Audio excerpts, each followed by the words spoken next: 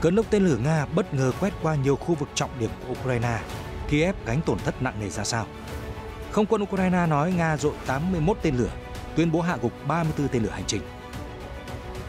Trong khi đó, nhà máy điện hạt nhân Zaporizhia được cho là rơi vào tình thế rất nguy hiểm. Phe Nga nói Ukraine ném đá giấu tay. Nga thiết lập tuyến phòng thủ kép ở Zaporizhia. Politico đưa tin Lầu Năm Góc tìm cách lắp tên lửa Mỹ và tiêm kích của Ukraine.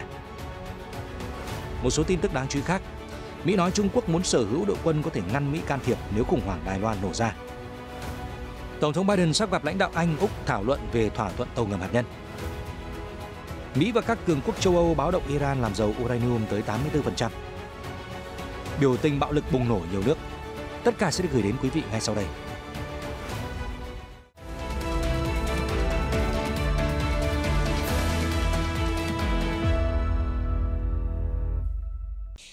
Chào mừng quý vị đến với chương trình tin quốc tế. Mở đầu bản tin tiếp tục là cập nhật diễn biến chảo lửa ngày đêm sục sôi ở Ukraine. Như chúng tôi đã cập nhật trong bản tin trước, Nga đã tiến hành đợt tấn công tên lửa quy mô lớn ở nhiều khu vực của Ukraine vào khuya ngày 8 tháng 3, rạng sáng ngày 9 tháng 3. Trong nội dung đăng tải trên Telegram, Bộ trưởng Năng lượng Ukraine Herman Halochenko đã cung cấp thông tin chi tiết hơn. Theo đó, thì các đòn đánh ác liệt mới của Nga chủ yếu nhắm vào các cơ sở năng lượng tại ít nhất 7 khu vực trên khắp Ukraine. The Guardian đưa tin hôm 9 tháng 3, ông Halochenko cho biết 7 khu vực hứng mưa tên lửa của Nga bao gồm Kiev, Mykolaiv, Kharkiv, Zaporizhia, Odessa, Dnipro và Zhytomyr. Trước đó, trong nội dung đăng trên Telegram, thị trưởng Kiev Vitaly Klitschko thông báo có ít nhất 2 người sống ở thủ đô đã thiệt mạng, khoảng 40% khu vực không có điện sau các cuộc tấn công. CPN, đài truyền hình nhà nước Ukraine, cũng đã đăng bản tóm tắt hậu quả cuộc tấn công vào đêm 8 tháng 3, rạng sáng 9 tháng 3 cụ thể. Ở thủ đô Kiev, còi báo động kéo dài khoảng 7 giờ. 2 người nhập viện do trúng mảnh vỡ tên lửa. Còn ở vùng Lviv, tên lửa bắn trúng khu dân cư khiến 5 người ở quận Mykolaiv thiệt mạng. Mặt khác, cuộc tấn công vào vùng Dnipro khiến 1 người thiệt mạng, 2 người bị thương. Cơ sở hạ tầng năng lượng và các doanh nghiệp cũng bị hư hại. Trong khi đó, khoảng 15 đòn tập kích nhắm vào Kharkiv khiến 2 người bị thương. Nhiều cơ sở hạ tầng quan trọng đã bị nhắm mục tiêu. Tại tỉnh Kirovohrad, tỉnh Odessa và tỉnh Zhytomyr, các cơ sở hạ tầng năng lượng đã bị tấn công. Khu vực Kharkiv và khu vực Zhytomyr bị mất điện một phần, Kharkiv hoàn toàn không có điện. Trong nội dung đăng tải trên Telegram về cơn lốc tên lửa Nga ồ ạt quét qua đất nước, không quân Ukraine cho biết là Moscow đã bắn tổng cộng 81 tên lửa các loại. Kiev đã phá hủy 34 tên lửa hành trình cùng 4 máy bay không người lái Shahed 136 và 131 của đối phương. The Guardian dẫn lời không quân Ukraine cho biết Nga đã bắn tổng cộng 81 tên lửa các loại từ 10 máy bay chiến lược Tu-95, 7 máy bay tầm xa Tu-22M3, 8 tiêm kích Su-35, 6 máy bay MiG-31K và 3 tàu trang bị tên lửa Kalib ở Biển Đen. Kiev tuyên bố đã bắn hạ được 34 tên lửa hành trình, 8 tên lửa dẫn đường KH-31P và KH-59 cũng bị đánh chặn. Lực lượng vũ trang Ukraine thừa nhận họ không sở hữu phương tiện có khả năng tiêu diệt tên lửa diệt hạm siêu thanh KH-22 và tên lửa đạn đạo KH-47, tên lửa siêu vượt âm Kinchan cũng như hệ thống tên lửa đất đối không tầm xa S-300. The Guardian chưa thể xác minh thông tin trên. Hôm 9 tháng 3, The Guardian cho biết là Tổng thống Ukraine Volodymyr Zelensky đã đăng lên Telegram bình luận liên quan đến đợt tập kích dữ dội của Nga vừa qua. Trong đó thì ông nói rằng đất nước đã trải qua một đêm khó khăn. Cụ thể, ông Zelensky nhận định rằng Ukraine đã trải qua một đêm khó khăn khi Nga mở đợt tấn công tên lửa lớn trên khắp đất nước, nhắm vào cơ sở hạ tầng quan trọng và tòa nhà dân cư. Thật không may đã có thương vong xảy ra. Tôi xin chia buồn với gia đình các nạn nhân, ông viết. Nhà lãnh đạo lưu ý lực lượng chức năng đang nỗ lực phục hồi hệ thống năng lượng. Lệnh hạn chế đã được áp đặt tại tất cả các khu vực. Ông Zelensky cũng viết rằng kẻ thù tiếp tục áp dụng chiến thuật đầy đau khổ. Họ bắn 81 tên lửa để đe dọa người dân Ukraine thêm lần nữa. Nga chỉ biết hành động tàn nhẫn và cực đoan với thường dân. Đó là tất cả những gì họ có thể làm. Tuy nhiên, cách này không thể giúp được gì cho Nga. Họ sẽ không thể trốn tránh trách nhiệm đối với các hành vi tàn bạo của mình. Vị Tổng thống cũng đã gửi lời cảm ơn đến lực lượng phòng không của Ukraine và những lực lượng đang nỗ lực khắc phục hậu quả sau đòn đánh khốc liệt của Nga. Trong khi đó, ở miền Đông Nam, công ty năng lượng nhà nước Ukraine Energoatom cho biết là nhà máy điện hạt nhân Zaporizhia một lần nữa đã bị ngắt kết nối hoàn toàn khỏi lưới điện của Ukraine sau đòn không kích dữ dội của Nga. Một phóng viên của Sky News đánh giá tình hình tại đây đang rất nguy hiểm. Phía Energoatom cho biết, nhà máy điện hạt nhân Zaporizhia đã bị ngắt kết nối và mất điện lần thứ 6 kể từ khi xung đột ở Ukraine xảy ra. Tổ máy số 5 và số 6 ngừng hoạt động. 18 máy phát điện chạy bằng nhiên liệu diesel sẽ được vận hành để cấp điện cho nhà máy, đủ duy trì trong 10 ngày. Nhà máy Zaporizhzhia là cơ sở điện hạt nhân lớn nhất châu Âu. Nơi này đã nằm dưới quyền kiểm soát của Nga trong khoảng 12 tháng, nhưng đang do các nhân viên của Ukraine điều hành. Energoatom tuyên bố tất cả các nhà máy điện hạt nhân nằm trong lãnh thổ mà Ukraine kiểm soát đã ngừng hoạt động do các mối đe dọa tấn công tên lửa. Trong khi đó, lãnh đạo phong trào Chúng ta cùng với nước Nga Vladimir Rogov nói với TASS hôm 9 tháng 3 rằng Ukraine đã cắt nguồn cung điện cho nhà máy Zaporizhzhia thông qua đường dây điện cuối cùng và khiến cơ sở này mất điện. Các cuộc tập kích của Nga không liên quan đến việc nhà máy bị mất kết nối với lưới điện. Đây chỉ là hành động thù hận từ phía Ukraine. Phóng viên của Sky News Stuart Ramsey ở Kiev đã xác nhận khi Nga dội mưa tên lửa xuống Ukraine, nhà máy điện hạt nhân Zaporizhzhia bị mất điện nghiêm trọng. Ông mô tả tình hình tại nhà máy điện hạt nhân là rất nguy hiểm. Rõ ràng là sẽ có rất nhiều lo ngại về nhà máy điện hạt nhân Zaporizhzhia. Các nhà máy điện có thể hoạt động trong 10 ngày hoặc lâu hơn, nhưng chúng tiềm ẩn rất nhiều rủi ro. Các nhà máy điện hạt nhân vốn phải luôn có điện để giữ cho các lò phản ứng luôn mát. Do đó tình hình hiện nay rất nguy hiểm. Bên cạnh việc mở đợt tấn công tên lửa dồn dập, lực lượng Nga đã chuẩn bị sẵn sàng thiết lập các tuyến phòng thủ sâu ở vùng Zaporizhzhia để đẩy lùi cuộc phản công tiềm tàng từ Ukraine.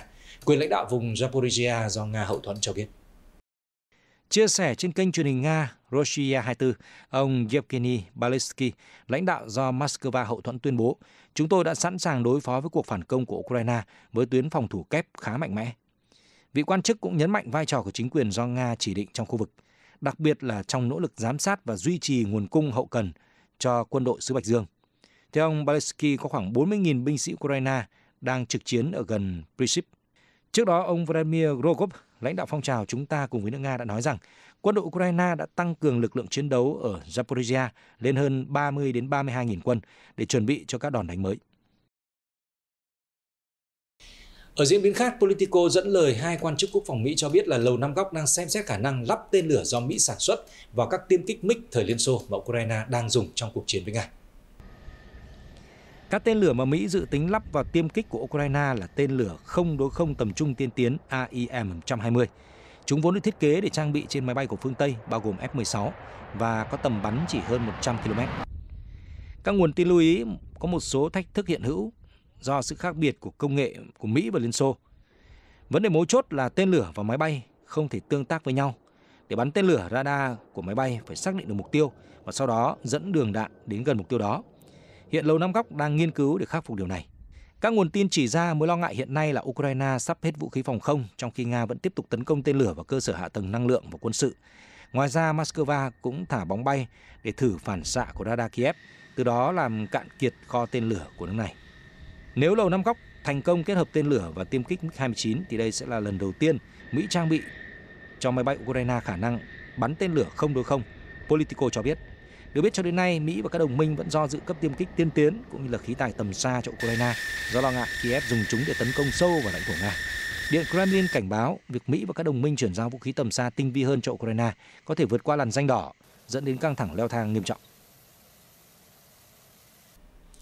Trước sự chần chừ của các đối tác phương Tây, Tổng thống Ukraine Volodymyr Zelensky đã tái khẳng định trong cuộc trao đổi với CNN rằng đất nước ông không có kế hoạch sử dụng vũ khí tầm xa của phương Tây để tấn công lãnh thổ Nga. Trong cuộc trao đổi với CNN được phát sóng vào hôm 8 tháng 3, ông Zelensky đã nói rằng Ukraine không quan tâm đến đất Nga. Ở thời điểm hiện tại, chúng tôi không thể vượt sông Dnipro và cũng không có vũ khí để tiếp cận lãnh thổ của họ. Do đó, tôi muốn nhấn mạnh rằng Ukraine chỉ cần vũ khí tầm xa của phương Tây để bảo vệ người dân của mình. Nếu có thể đẩy Nga ra xa bằng tên lửa hoặc pháo tầm xa, họ sẽ không còn đe dọa chúng tôi nữa. Mặt khác, ông Zelensky nói rằng Ukraine chưa sẵn sàng đàm phán với Tổng thống Nga Vladimir Putin trong bất kỳ hoàn cảnh nào vì không có niềm tin vào nhà lãnh đạo này. Vị Tổng thống nói rằng Nga sẽ phải rời khỏi lãnh thổ Ukraine. Khi đó, Kiev mới tính đến chuyện nối lại ngoại giao. Nga đã nhiều lần bày tỏ sẵn sàng giải quyết cuộc khủng hoảng Ukraine bằng con đường đối thoại và tố Kiev phá vỡ mọi cơ hội đàm phán. Hôm 8 tháng 3, Tổng thống Ukraine và Tổng thư ký Liên Hợp Quốc đã kêu gọi gia hạn thỏa thuận ngũ cốc với Moscow, cho phép Kiev tiếp tục xuất khẩu thực phẩm này qua các cảng Biển Đen trong thời gian chiến sự tiếp diễn, thông tin được Reuters đăng tải cùng ngày.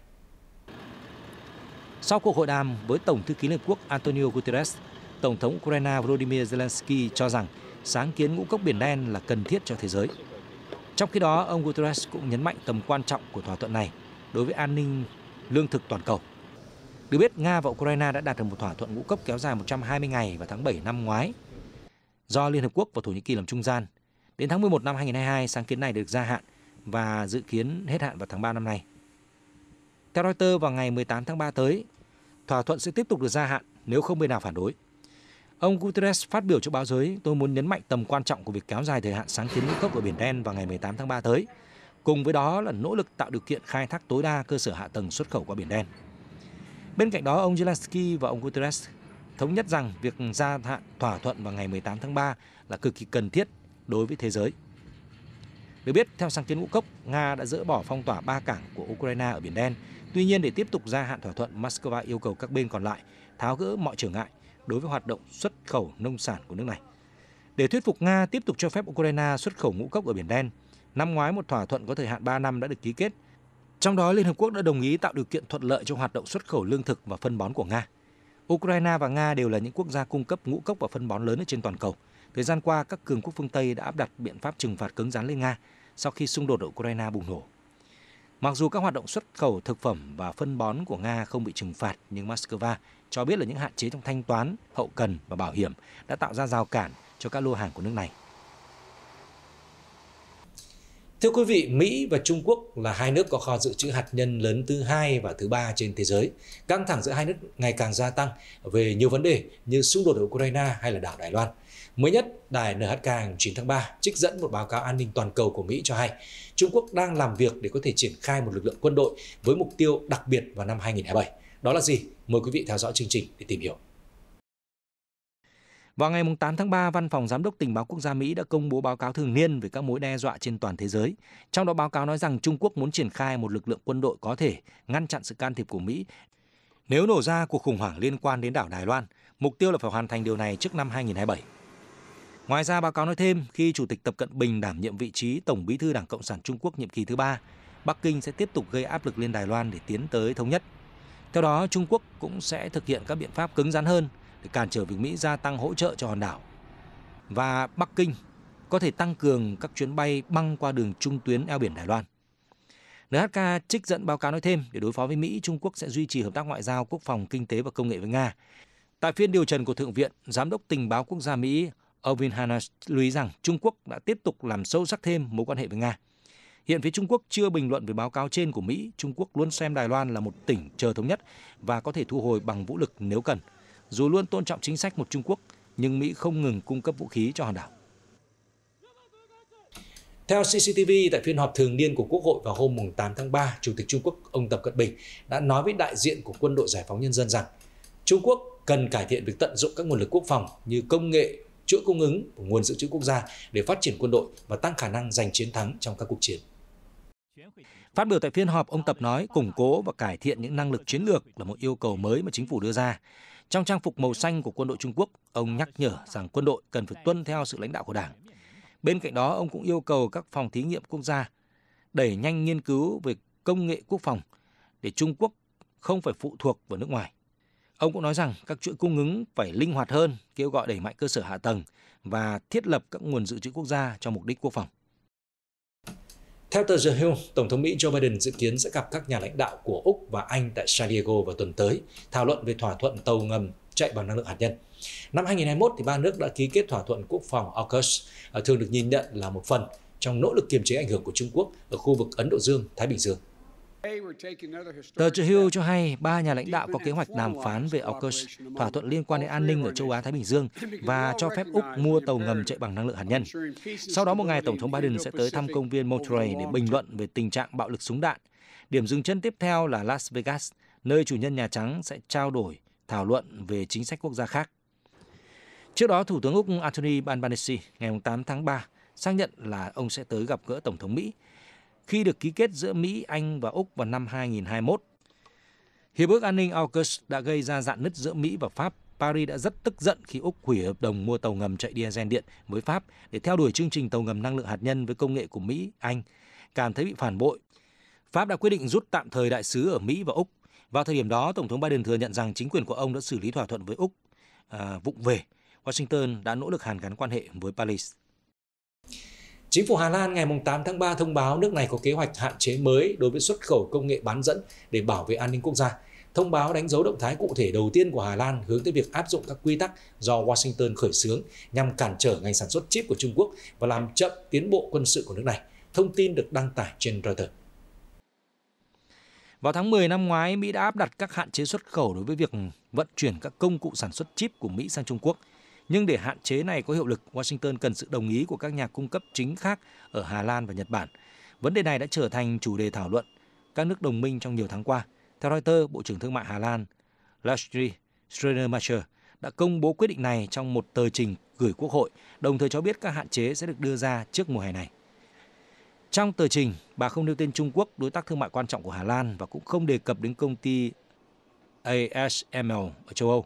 Dẫu vậy, Reuters nhận định cả hai đều sẽ bị ảnh hưởng bởi hạn chế mới từ chính phủ Hà Lan. Theo tờ trình của vị Bộ trưởng, những hạn chế sẽ tác động đến công nghệ in bản thạch GUV. Đây là công nghệ tiên tiến thứ hai mà công ty ASML bán cho các nhà sản xuất máy tính.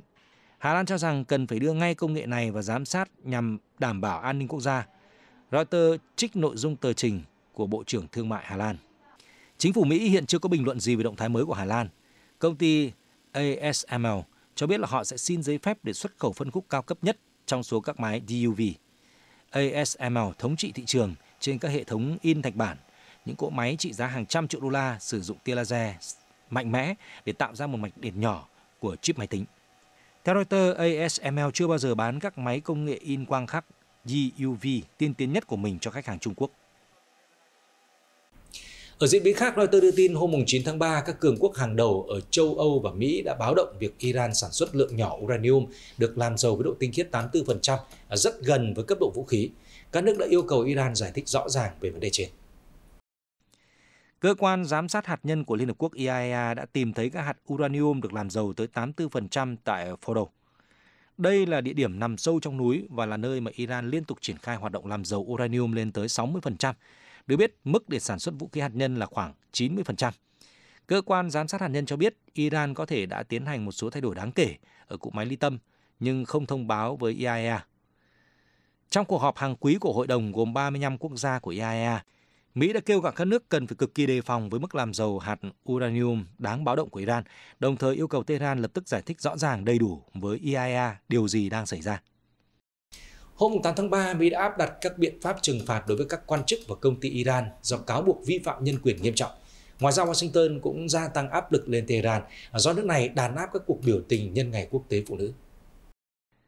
Reuters cho biết Bộ Tài chính Hoa Kỳ tuyên bố đã áp đặt các biện pháp trừng phạt đối với hai quan chức cấp cao của Iran do cáo buộc vi phạm nhân quyền nghiêm trọng đối với phụ nữ. Washington cũng trừng phạt các chỉ huy quân đội hàng đầu của Iran, một quan chức cấp cao trong lực lượng vệ binh cách mạng Hồi giáo và một quan chức khác chịu trách nhiệm về an ninh mạng. Ngoài ra, 3 công ty Iran và lãnh đạo các đơn vị này cũng đã nằm trong danh sách đen bị trừng phạt. Được biết, những cá nhân tập thể nằm trong lệnh trừng phạt sẽ bị đóng băng mọi tài sản ở Hoa Kỳ và không được giao dịch với người Mỹ. Theo Reuters, thời gian qua, chính quyền Iran đã nhiều lần đàn áp các cuộc biểu tình phản đối vụ một phụ nữ người Kurd ở Iran bị bắt và thiệt mạng sau đó do cáo buộc vi phạm quy định đội khăn trùm đầu. Kể từ đó đến nay, Mỹ đã ban hành tổng cộng 10 vòng trừng phạt lên Tehran. Các cuộc biểu tình chống chính phủ đã diễn ra ở mức độ gay gắt nhất kể từ cách mạng Hồi giáo năm 1979. Iran cáo buộc các cường quốc phương Tây kích động và gieo rắc bất ổn ở nước này. Còn tại Pakistan, bạo loạn đã xảy ra, cảnh sát bắn đạn hơi cay và dùng dùi cui để khống chế đám đông ủng hộ cựu thủ tướng Imran Khan. Vài người đã bị thương sau vụ ẩu đả, một người được cho là đã thiệt mạng. Hôm 9 tháng 3, Reuters cho biết các cuộc đụng độ đã nổ ra ở phía đông thành phố Lahore của Pakistan vào hôm 8 tháng 3, trước khi ông Khan thúc đẩy kế hoạch biểu tình để bắt đầu chiến dịch tranh cử. Tuy nhiên, video được đảng Pakistan Tehreek-e-Insaf, gọi tắt là PTI của ông Khan công bố cho biết cựu thủ tướng đã hủy bỏ dự định tổ chức biểu tình do vấp phải lệnh cấm của chính phủ. Quan chức thành phố Lahore, Amir Mir, cho biết những người ủng hộ ông Khan đã tấn công cảnh sát. Khi nhận được lệnh giải tán, ít nhất 7 cảnh sát bị thương, 12 người thuộc đảng của ông Khan đã bị bắt. PTI sau đó tuyên bố một người ủng hộ đã thiệt mạng trong cuộc đụng độ. Thành viên của PTI, ông Sharabi Shansin, nói với Reuters rằng người dân đang kề vai sát cánh với ông Khan chống lại chính phủ. Họ sẽ không chùn bước trước cảnh sát dù bị cưỡng chế bằng hơi cay. Ở Hy Lạp, người biểu tình và cảnh sát đã đụng độ tại thành phố lớn thứ hai của nước này, Thessaloniki, vào tối 8 tháng 3, sau khi hơn 15.000 người xuống đường thể hiện sự bức xúc với vụ tai nạn tàu hỏa khiến cho 57 người thiệt mạng. Theo ghi nhận của Reuters, cảnh sát Hy Lạp đã dùng hơi cay với hy vọng giải tán đám đông. Người biểu tình sau đó đeo mặt nạ và ném bom xăng vào lực lượng chức năng để đáp trả. Mặt tiền các cửa hàng bị đập phá, người biểu tình cũng phun sơn đỏ lên tường của chi nhánh Ngân hàng Quốc gia Hy Lạp. Hàng nghìn người biểu tình ôn hòa cũng tiếp tục tuần hành trong đêm. Sau một ngày đình công và xuống đường thể hiện sự phẫn nộ với vụ tai nạn tàu hỏa xảy ra vào hôm 28 tháng 2, một sự kiện vạch trần sự đổ nát của mạng lưới đường sắt ở Hy Lạp. Được biết, nhiều người trong số 350 hành khách trên chuyến tàu kinh hoàng là sinh viên đại học. Cảnh sát ước tính hơn 60.000 người, trong đó có nhân viên ngành vận tải, học sinh, giáo viên đã tham gia biểu tình tại các thành phố trên khắp Hy Lạp hôm 8 tháng 3. Hàng ngàn người trong trang phục màu tím đã diễu hành qua nhiều con đường ở các thủ đô của các nước Mỹ Latin vào ngày 8 tháng 3 nhằm đánh dấu Ngày Quốc tế Phụ nữ. Dòng người lên án bạo lực đối với phụ nữ, phản đối bất bình đẳng giới về thu nhập và phân biệt chủng tộc, theo Reuters. Ở Mexico City, nhiều phụ nữ đã tuần hành dọc theo đại lộ Reform đến quảng trường Zócalo. Một người biểu tình, Melissa, nói với Reuters rằng cô vẫn cảm thấy đau đớn khi nghĩ về quá khứ từng bị lạm dụng, nhưng không thể thông báo với chính quyền. Theo các nhà chức trách, ít nhất 10 phụ nữ bị sát hại mỗi ngày ở Mexico vào năm 2022. Trong khi đó, tại Bolivia, nhiều người phụ nữ gồm cả nông dân và thợ mỏ đã diễu hành qua các con đường ở thủ đô La Paz. Chia sẻ với Reuters, một người biểu tình tên Florencia Quispe tuyên bố cuộc tuần hành nhằm tưởng nhớ những người đã mở đường cho nữ quyền và đã chết vì quyền của phụ nữ. Còn tại thủ đô Montevideo của Uruguay, nhiều người xuống đường cầm theo biểu ngữ lên án sự áp bức và tình trạng đói nghèo cũng như yêu cầu được tôn trọng. Tại các nước Mỹ Latin khác, nhiều phụ nữ cũng diễu hành trong ngày 8 tháng 3, yêu cầu được hưởng nhiều quyền khác nhau như mức lương cao hơn, yêu cầu chấm dứt phân biệt chủng tộc, chấm dứt hành vi quấy rối, cải cách tư pháp về quyền phụ nữ và đòi công lý cho nạn nhân bạo lực giới. Theo Ủy ban Kinh tế Liên Hợp Quốc về châu Mỹ, Latin và Caribe, với tư cách là một khu vực châu Mỹ Latin ghi nhận trung bình hơn 4.300 vụ sát hại phụ nữ mỗi năm. Reuters đưa tin cảnh sát ở thủ đô Tbilisi của Georgia đã sử dụng vòi rồng để dập tắt đám cháy do người biểu tình gây ra trong làn sóng phản đối dự luật đại diện nước ngoài. Reuters đưa tin cảnh sát ở thủ đô Tbilisi của Georgia đã sử dụng vòi rồng để dập tắt đám cháy do người biểu tình gây ra trong làn sóng phản đối dự luật đại diện nước ngoài. Video do Reuters công bố cho thấy là hàng trăm cảnh sát cầm khiên chống bạo động và tiến về phía những người biểu tình nhằm giải tán đám đông. Nhiều người xuống đường biểu tình là vì phản đối dự thảo luật mới. Theo đó, các tổ chức tại Georgia nhận được hơn 20% tiền tài trợ từ nước ngoài và đăng ký là tổ chức có ảnh hưởng từ nước ngoài, nếu vi phạm sẽ bị phạt nặng. Đảng cầm quyền của Georgia nói rằng luật mới mô phỏng theo luật Mỹ có từ những năm 1930. Tuy nhiên, những người phản đối, trong đó có Tổng thống Shalom Zurabishvili, nói rằng dự luật trên giống mô hình mà Nga sử dụng để kiểm soát những người bất đồng chính kiến. Do đó, nếu được thông qua sẽ cản trở mong muốn gia nhập EU của nước này. Theo Reuters, dù Tổng thống Georgia tuyên bố sẽ phủ quyết dự luật, thì quyền hành tối cao ở nước này thuộc về chính phủ do Thủ tướng đứng đầu. Reuters đưa tin hôm 9 tháng 3, Nhà Trắng cho biết là đề xuất ngân sách của Tổng thống Mỹ Joe Biden sẽ giúp cắt giảm gần 3.000 tỷ đô la Mỹ khoản thâm hụt ngân sách của Hoa Kỳ trong 10 năm. Con số này cao hơn nhiều mức 2.000 tỷ đô la mà ông Biden đã công bố trước đó. Thư ký báo chí Nhà Trắng Karine Jean-Pierre cho biết, khoản ngân sách mà Tổng thống Joe Biden đưa ra và mức ngân sách mà chương trình nghị sự của Đảng Cộng hòa đề xuất chênh lệch gần 6.000 tỷ đô la Mỹ. Bà cũng cáo buộc kế hoạch của Đảng Cộng hòa sẽ khiến khoản nợ ngân sách tăng thêm 3.000 tỷ đô la Mỹ. Theo Reuters, cho đến nay, Đảng Cộng hòa của Mỹ vẫn chưa công bố ngân sách cụ thể. Con số 3.000 tỷ đô la mà bà Jean-Pierre trích dẫn là kết quả tổng hợp của Nhà Trắng dựa trên các dự luật do Đảng Cộng hòa đề xuất, không tính đến các đề xuất cắt giảm chi tiêu. Ông Biden có kế hoạch công bố kế hoạch ngân sách của mình vào ngày 9 tháng 3. Trong bài phát biểu về tình trạng liên bang hồi tháng 2, ông đã đưa ra con số cắt giảm thâm hụt 2.000 tỷ đô la. Bà Jean-Pierre không nói rõ về việc làm thế nào để cắt giảm thâm hụt ngân sách thêm khoảng 1.000 tỷ đô la. Hôm 8 tháng 3, ông Biden đã viết trên Twitter nội dung: "Tuần này tôi sẽ cho người Mỹ thấy tầm nhìn của tôi về ngân sách đầu tư cho đất nước. Kế hoạch này sẽ giúp giảm chi phí cho các gia đình, phát triển nền kinh tế mà không tăng thuế đối với người kiếm được dưới 400.000 đô la. Tôi kêu gọi Đảng Cộng hòa cũng làm điều tương tự và quan tâm đến lợi ích của người dân." Ông chủ Nhà Trắng được cho là sẽ đề xuất tăng thuế đối với các công ty cá nhân kiếm được hơn 400.000 đô la một năm. Đây là một phần trong nỗ lực bảo vệ an ninh xã hội, không cắt giảm chương trình bảo hiểm sức khỏe Medicare và Medicaid. Tuy nhiên, Đảng Dân Chủ vẫn cần sự ủng hộ của Đảng Cộng hòa, vốn đang kiểm soát Hạ viện, để đưa đề xuất trở thành luật. Chuyển sang một số tin tức đáng chú ý khác, Reuters hôm 9 tháng 3 đã đăng tải video do máy bay không người lái quay lại, cho thấy là hình ảnh đoàn tàu chở hàng chật bánh gần một con sông ở bang Tây Virginia của Hoa Kỳ. Theo nhà điều hành đường sắt Hoa Kỳ, một đoàn tàu chở hàng của Cedric Corp đã bị chật bánh vào sáng ngày 8 tháng 3 sau khi va phải một tảng đá lở ở Charleston, Tây Virginia.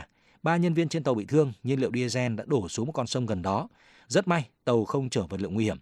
Thông tin sơ bộ cho thấy là cả 4 đầu máy của đoàn tàu và 9 toa chở than rỗng đã bị chật bánh. 3 thành viên ở trên toa đầu máy đầu tiên bị thương và đang được điều trị, không ai nguy hiểm đến tính mạng. Vụ chật bánh tàu nói trên xảy ra sau hơn một tháng đoàn tàu chở hàng của Norfolk Southern chật bánh ở đông Palestine, Ohio, khiến các toa chở chất độc hại vinyl-chlorua và các hóa chất nguy hiểm khác tràn ra ngoài, bốc cháy. Vụ việc khiến cho hàng nghìn người phải sơ tán. Reuters đưa tin Úc sẽ bỏ yêu cầu xét nghiệm COVID-19 trước khi khởi hành đến nước này đối với du khách từ Trung Quốc. Luật mới sẽ có hiệu lực từ ngày 12 tháng 3. Bộ trưởng Y tế Úc cho biết trong một thông báo vào ngày 9 tháng 3. Theo Reuters, các biện pháp cũng áp dụng cho du khách từ Hồng Kông và Macau. Đây là một quyết định hợp lý được đưa ra khi số ca nhiễm COVID-19 sụt giảm ở Trung Quốc, dựa trên việc cập nhật thường xuyên dữ liệu từ Trung Quốc về số ca nhiễm, và thực tế là chúng tôi đã tăng cường năng lực phát hiện và ứng phó với các biến thể mới. Reuters dẫn lời Bộ trưởng Y tế Úc Mark Butler cho biết. Ông nói thêm một số quốc gia khác như là Mỹ và Hàn Quốc đã thực hiện các biện pháp tương tự. Hai nguồn thạo tin nói với Reuters vào ngày 8 tháng 3 rằng Brazil đã quyết định nối lại các yêu cầu thị thực nhập cảnh đối với công dân các nước Mỹ, Nhật Bản, Úc và Canada. Theo đó, Bộ Ngoại giao Brazil sẽ công bố quyết định tới chính phủ các quốc gia vào ngày 9 tháng 3. Quyết định này chấm dứt một lệnh trước đó mà cựu Tổng thống Brazil Jair Bolsonaro đưa ra vào tháng 6 năm 2019 nhằm tạo thuận lợi cho du lịch. Tuy nhiên, người dân Brazil vẫn cần thị thực để du lịch đến 4 nước trên. Một nguồn tin ngoại giao cho biết quyết định dỡ bỏ yêu cầu thị thực năm 2019 đã làm suy yếu khả năng đàm phán của Brazil với các quốc gia. Theo các nghiên cứu của chính phủ Brazil, tác động đối với lượng khách du lịch là rất nhỏ, mặc dù sự xuất hiện của đại dịch COVID-19 cũng có thể hạn chế khả năng tăng trưởng kinh tế.